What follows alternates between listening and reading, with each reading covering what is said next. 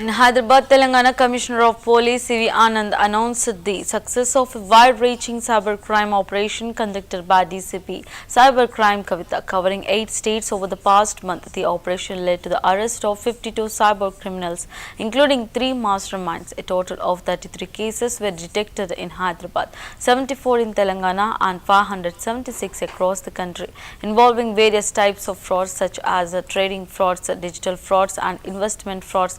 The operation uncovered a loss of rupees 88.32 crores, with only rupees 3 crores being frozen through banking process. Several items including mobile phones, checkbooks and PAN cards were seized.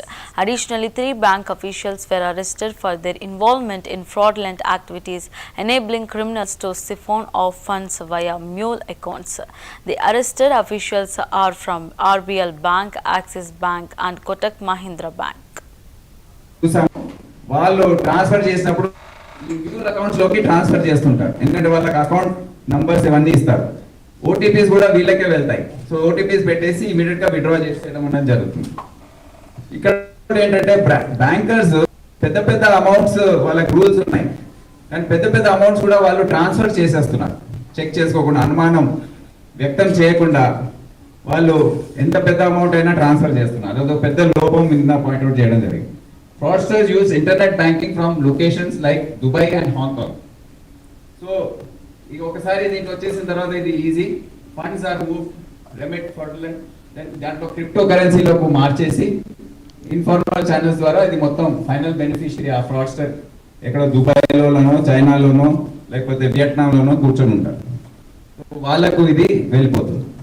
So ఈ విధంగా bank system ఏదైతే ఉందో దాన్ని పూర్తి స్థాయిలో undermine చేసేసి దాన్ని నిర్వీర్యం చేసి ఈ విధంగా అకౌంట్స్ ఓపెన్ చేసి మొత్తం సైబర్ క్రైమ్ అనేది జరుగుతూ ఉంది.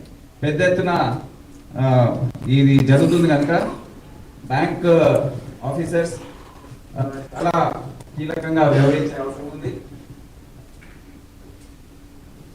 సో నిన్న జరిగిన మీటింగ్ లో 2-3 ఇంకా వేరే విషయాలు ఏంటంటే, కోర్ట్ ఆర్డర్స్ వచ్చిన తర్వాత కూడా కోర్ట్ రిఫండ్స్ ఒకటి చాలా డిలే అవుతున్నాయి.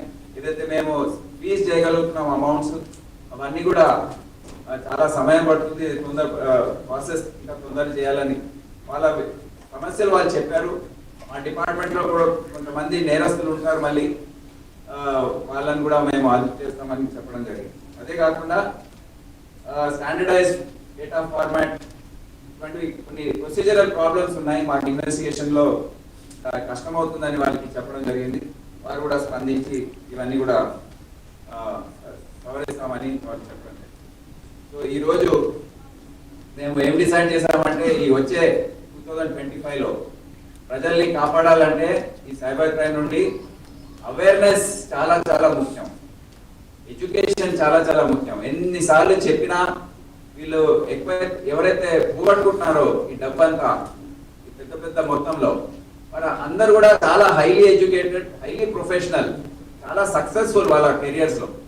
అయినా ఇటువంటి సిచ్యువేషన్ లో వాళ్ళు ఎందుకో మాయ మాటలకి వాళ్ళు లొంగిపోయి భయపడి, అంటే సమాజానికి అంత ఎక్స్పోజర్ లేని స్థితిలో వారు ఈ విధంగా వ్యవహరిస్తున్నారు.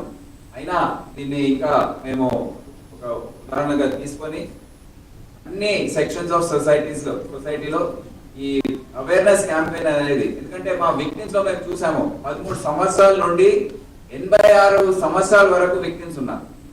చూసాము వాళ్ళు ట్రాన్స్ఫర్ చేసినప్పుడు ఈ మ్యూచువల్ అకౌంట్స్ లోకి ట్రాన్స్ఫర్ చేస్తుంటారు. ఎందుకంటే వాళ్ళకి అకౌంట్ నంబర్స్ ఇవన్నీ ఇస్తారు.